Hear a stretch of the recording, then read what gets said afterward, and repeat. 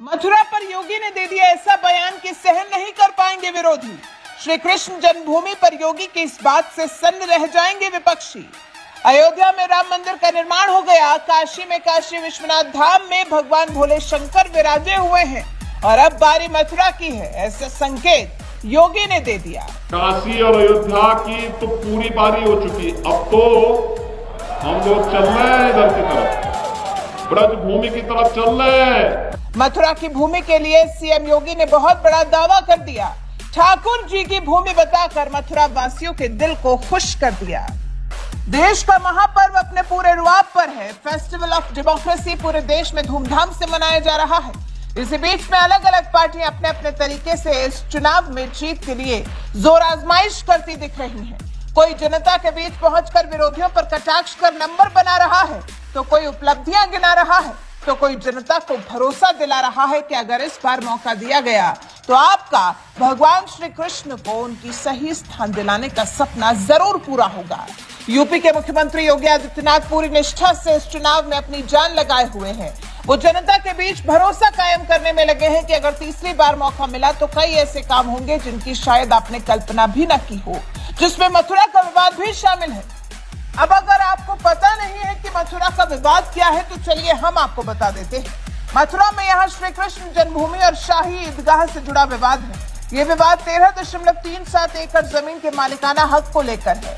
इस जमीन के 11 एकड़ में श्री कृष्ण मंदिर है, जबकि 2.37 एकड़ हिस्से में शाही ईदगाह मस्जिद बनी है।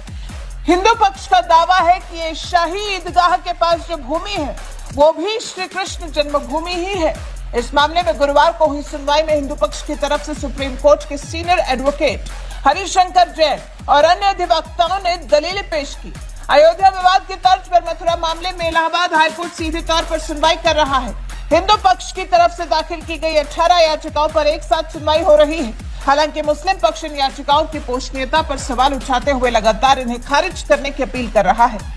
हालांकि सीएम योगी ने साफ कह दिया है, जनता के बीच एक तरह से ये संदेश दे दिया है कि जिस तरह से अयोध्या में भगवान राम को उनके भव्य राम मंदिर में विराजमान किया गया है, काशी में भगवान भोलेनाथ के लिए काशी विश्वनाथ कॉरिडोर बनाकर तैयार किया गया है। ज्ञानवापी पर भी मामला हिंदू पक्ष के फेवर में ही चल रहा है। उसी तरह से मथुरा की भूमि भी पूरी की पूरी ठाकुर केशव देव की भूमि है। सीएम योगी ने कहा है, मथुरा की जितनी भी भूमि है वो ठाकुर केशव देव की ही भूमि है, भगवान कृष्ण की ही भूमि है। वहीं वादी आशुतोष पांडे ने भी गुरुवार को इलाहाबाद हाईकोर्ट में यही बात कही। उन्होंने कहा, कचरा केशव देव और जन्मभूमि की पूरी जमीन भगवान श्री कृष्ण विराजमान की है। इसके वक्फ संपत्ति होने का दावा पूरी तरह से बेबुनियाद है। वक्फ बोर्ड के पास इस संपत्ति से संबंधित एक भी दस्तावेज नहीं है। वक्फ सिर्फ इन संपत्तियों की देखभाल करने का अधिकारी है जो उसे दान में मिली है। अब इस मामले में अगली सुनवाई 7 मई को होगी, लेकिन उससे पहले सीएम योगी ने अपनी बातों से साफ कर दिया है कि मथुरा की श्री कृष्ण जन्मभूमि को लेकर सीएम योगी की मंशा क्या है। वैसे आप सीएम योगी के इस बयान को लेकर क्या कुछ कहना चाहेंगे, कमेंट कर हमें जरूर बताएं। साथ ही हमारे चैनल को सब्सक्राइब कर बेल आइकन दबाना बिल्कुल न भूलें।